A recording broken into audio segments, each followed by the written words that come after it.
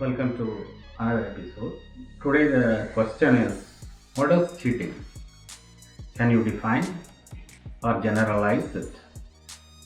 Is it helpful in the real world if we are not specific only to the exams and sports?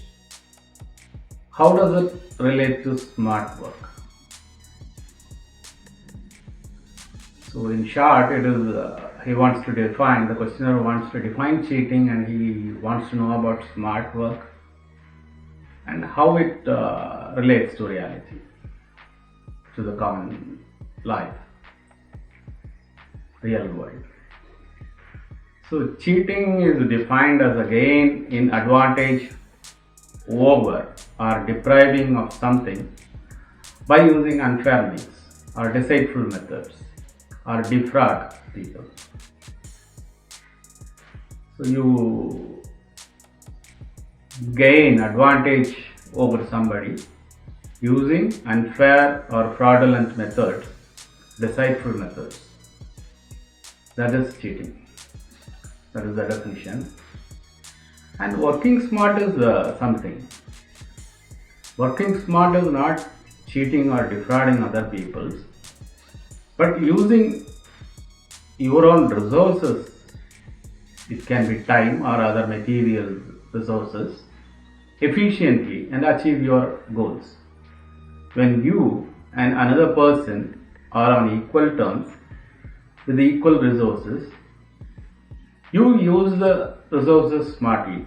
It can be your idea, it can be your time, it can be the material resources given by your company or school or college, whatever it is. You use it smartly, you use it efficiently,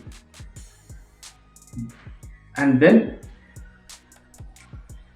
come out in the front using that carefully. So that is smartness. You are not putting yourself in front of everyone by any deceitful methods. So first we will see a story from National Geographic. This is an old story, but really it is not a story actually, it is actually what happened in 1989 in Princeton University. It welcomed all freshmen for the year of 1989, and there was a particular young person named Alexis Santana. His story was completely different. He was selected on the basis of it. He was intelligent, of course. He cleared the requirements beautifully, like others. And admissions committee found it compelling to give admission. It was an extraordinary story. As per his profile, his resume, he had barely received any formal schooling. He had spent adolescence almost entirely on his own, living outdoors in Utah, where he had herded cattle, raised sheep, read philosophy, running in Movavi desert. He had trained himself to be a distant runner. He became a star on the campus, a talk of the campus, because a difference attracts everyone. When you are not normal, you are completely different, your life is completely different. That attracts everyone. You are not normal like others who had lived with their parents, brought up as a child, regular schooling, regular playgrounds. Not like that. This person, as per his profile, was entirely different. He was on his own. He brought up himself, in a sense. No formal schooling. He was herding cattle and sheep. He was running in the desert, training himself to be a distant runner. He was teaching himself philosophy. So that attracted everyone. And academically also he did very well. He got A's in every course. But he was very reserved. And this created an enigmatic appeal. And he was different. and his bed, everything was neat, and his roommate asked him, how come your bed is always clean, neat, always made up? He said, I'm sleeping on the floor. That sounded great also. This person has been brought up in the desert and countryside. That sounded logical. He has spent most of his time sleeping outdoors, so he is not fond of bed. Everything sounded nice, terrific, different, attracting everyone. But the only thing is, the whole thing was a lie. So it is after 18 months, that is 1.5 years after he enrolled, a woman recognized him as a J. Huntsman at Palo Alto High School in California 6 years back. She had met him there in the school. Then people began to dig out his history, found out what is the real. The officials, university officials, finally learned that even that was not his real name. He is actually James Hogg, a 31-year-old who served a present sentence in Utah for possession of stolen tools and bike parts. He was taken away from Princeton in handcuffs. In the years since, Hogg was arrested several times on theft charges. In November, when he was arrested for stealing in Aspen, Colorado, he tried to pass himself as someone else. So this is cheating.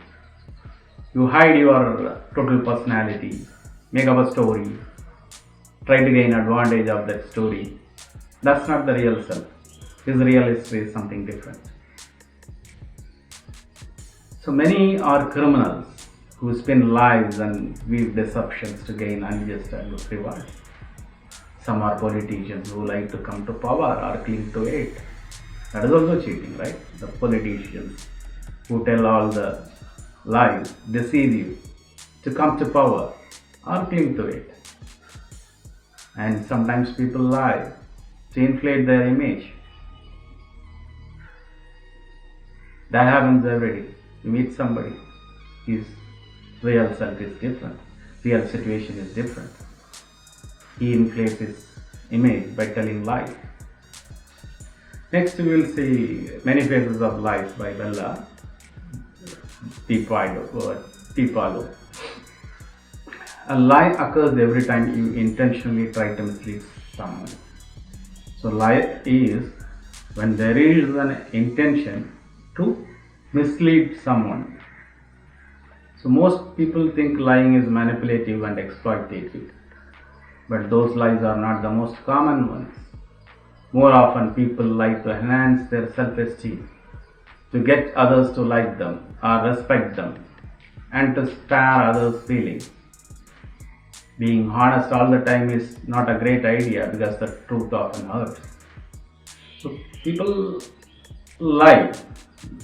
Even in our day-to-day, people lie more often than telling the truth because truth hurts. So in order to gain respect and spare others' feelings, people lie. Next is crime and criminality. We define crime broadly as a behavior in which individuals obtain resources from others by force, fraud, or stealth. If you obtain resources from others by force, fraud, or stealth, then that is a crime. So next, in Indian context, the question is on Indian. So from Indian context, I'll tell you an extract from section 415 of Indian Penal Code, how it defines cheating. This is taken from I Pleaders. The law is ingredients of offense of cheating. Accused must deceive another person. If to punish under section 415 of Indian Penal Code, the accused must have deceived another person.